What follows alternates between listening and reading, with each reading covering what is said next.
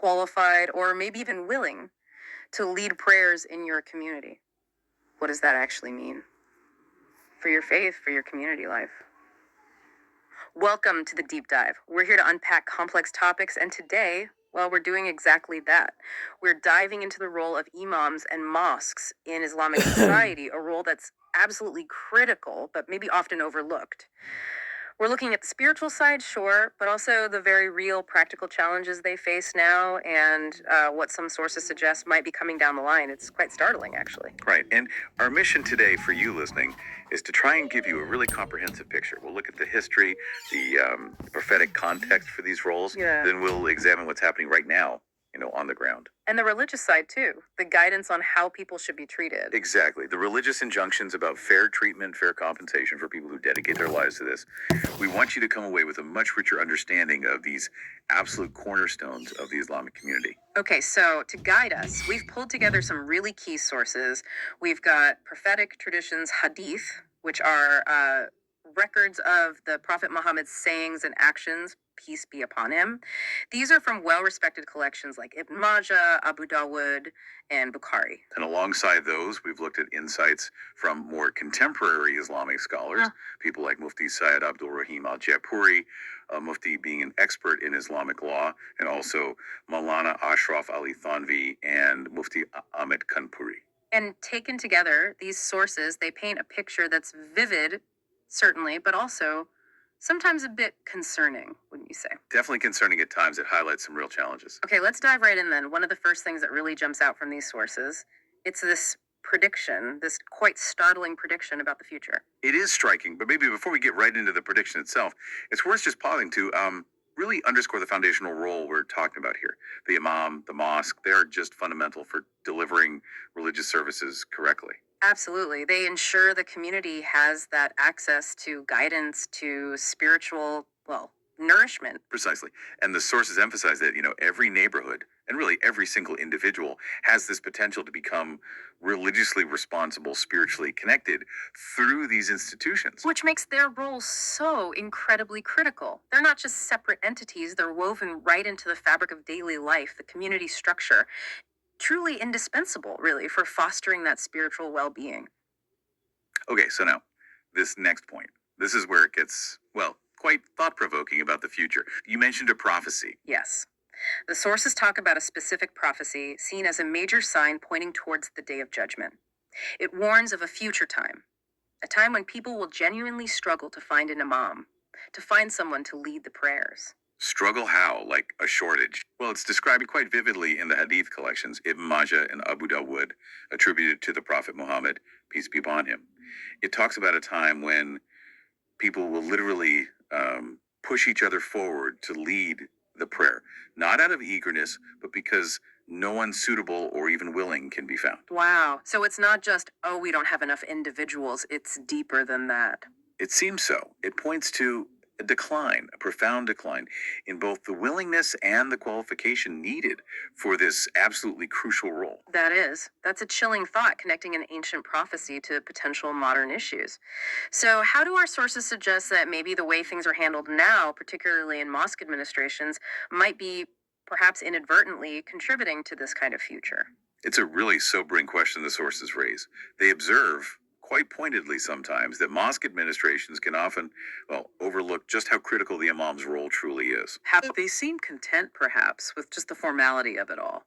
The congregational prayers happen, the Friday sermon is given, but maybe without fully appreciating the holistic role an imam plays or should play in the community's spiritual and social health. So it's like the sources are pointing out a kind of disconnect, almost a blind spot. The role is vital, everyone agrees on that in principle, but the administration's actual focus, maybe it's somewhere else. That seems to be the implication. And speaking of focus, the sources bring up a really striking contrast. They talk about these magnificent, huge mosque buildings, constructed with, vast sums of money. Beautiful structures, no doubt. Right, but often only really used for a few minutes each day during prayer times. And the contrast is with the people inside those buildings, the ones who actually bring them to life, the imams. They can be severely neglected. Exactly. And this contrast, it really highlights a potential imbalance in priorities. The sources dig into this idea that neglecting the well-being, the support, the development of capable imams. These are the people essential for the spiritual needs of Muslims. Right. Neglecting them makes it basically impossible to benefit fully from their potential. There's actually a quote in one source that puts it very bluntly. Oh. It says something like, expecting great things from imams without improving their economic situation is like the dream of a madman. Wow. That's stark. It really underscores the point. You can't just build the hardware without investing in the software, the human element. Precisely. And this leads directly to the financial struggles. The sources detail this administration's often paying imams and also muezzins, the ones who make the call to prayer. Very little. Often very little, yes. Especially considering the breadth of work expected. And what's more, salaries can be fixed for years, just stagnant, with no adjustments for inflation, for the rise in cost of living. So, what does that actually mean for these individuals day to day, for their families? The sources must paint a picture of that. They do. It's a picture of basic needs, just barely being met sometimes. Salaries stay the same, but prices for everything else go up. And then if something happens, a personal joy, like a wedding or a tragedy, maybe an illness, Yeah. there's often just no cushion, no support system to fall back on. Yeah. It really highlights the human impact, the vulnerability this creates. And this whole situation, it naturally brings up a big question about fairness, doesn't it? And thankfully, our sources don't just point out the problem, they offer guidance. Oh, absolutely.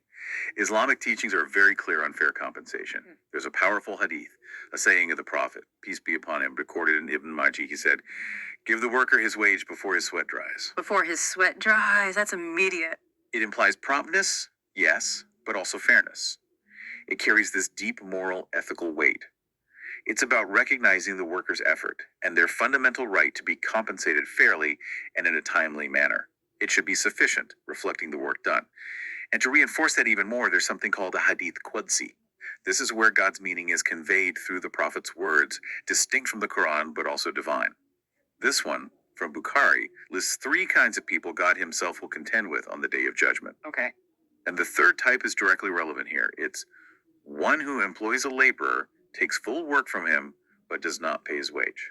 God will contend with them. That statement carries immense weight. It shows just how seriously Islam takes fair labor practices right up to the highest level of accountability. It really does. And Mufti Syed Abdul Rahim al-Jaipuri adds some important nuance here. He interprets that phrase, not paying full wage. It's not just about withholding payment entirely. Exactly. He explains that it also includes exploiting someone's difficult situation. Maybe they're desperate for work, so you offer them less than what the job is worth, less than what they need, and they accept it because they feel they have no choice. That, according to this interpretation, also falls under not paying the full fair wage. That's a crucial distinction. It is, and it places a real responsibility on the mosque trustees, the administrators. They need to ensure imams and other mosque staff receive compensation that's actually adequate, enough to meet their needs, considering their skills, their knowledge, their piety, and importantly, doing so when the mosque actually has the financial capacity. It's about ensuring dignity, sufficiency, not just bare minimums. Okay, so that covers the practical, the financial side. But let's shift gears slightly to the spiritual dimension. A question that often comes up in communities is this: if an imam accepts a salary, does that somehow diminish their spiritual reward? The thawab they get for leading prayers and serving the community. That's a very common question. And Maulana Ashraf Ali Thanvi, another respected scholar we consulted, addresses it head on. He makes it clear. Taking a salary for being an imam is permissible in Islam. The crucial factor, he explains, isn't the salary itself, but the intention behind it. Ah, the intention. How does that work? Well, he draws a distinction. If an imam's underlying intention is basically, I'll do this job, but if something better paying comes along, I'm out, then the salary is viewed more like a simple ajrat, just a worldly wage for a service rendered. In that case, the spiritual reward, the thawab, might be lessened because the motivation isn't purely for God's sake. Okay, that makes sense. What's the alternative then? The alternative is if the imam's intention is one of genuine dedication, they're committed to the role, they wouldn't leave it just for more money elsewhere.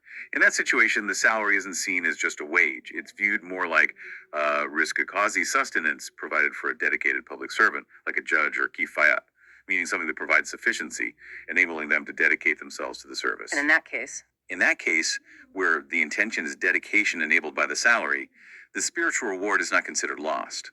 The salary is basically facilitating their service to God and the community. That's a really fascinating distinction and an incredibly important insight, actually. So, the takeaway for you listening isn't just whether an imam is paid, but maybe reflecting on the deeper meaning of intention, both in leadership and maybe even in our own lives and work. Absolutely. It highlights that real piety, real dedication, it often comes down to what's in the heart, the intention, not just the outward action. For a community, it suggests, well, maybe creating an environment where imams can serve with that pure dedication, without crippling financial worries compromising their intention. And building on this idea of qualities, Mufti Ahmad Kanpuri discusses who might be considered better, a salaried versus a non salaried imam. He starts by outlining the ideal qualities an imam should possess. Three main things: they should be alim, meaning the most knowledgeable about Sharia, Islamic law.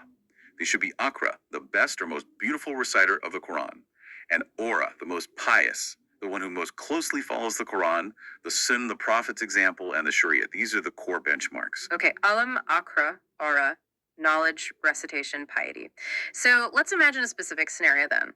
Say you have two potential imams, and they are absolutely equal on all three of those critical qualities, equally knowledgeable, equally good reciters, equally pious, but one takes a salary and the other doesn't.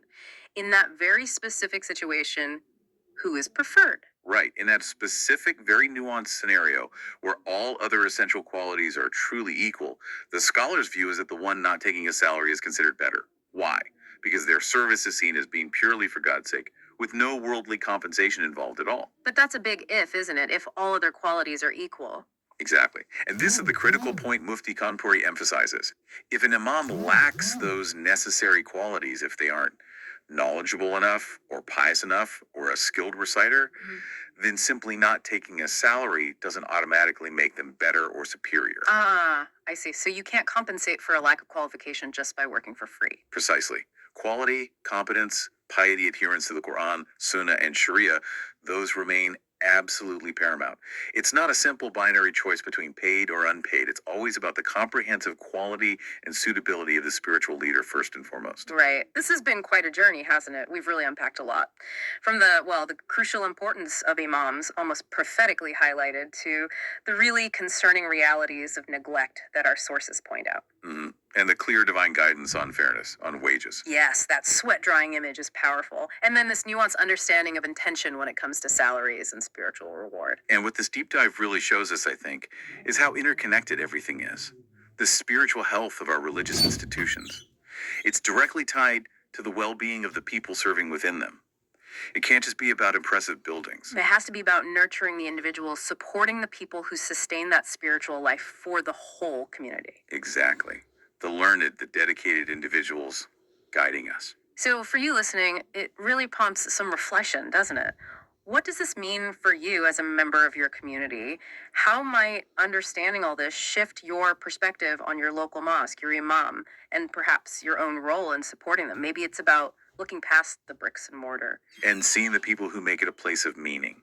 And Oh. connecting back to that prophecy we started with, that prediction about a future struggle to find imams. Yeah, that's still lingering. It raises a pretty challenging question, doesn't it? If communities keep focusing on, building these magnificent structures, but don't adequately support the knowledgeable, dedicated people needed to lead inside them, are we maybe unintentionally helping to bring about the very future the prophecy warns against? That is definitely a lot to think about there, isn't it? Perhaps the true measure of a community's strength isn't found only in its grandest buildings, but in how it genuinely values, supports, and nurtures its most vital spiritual guides.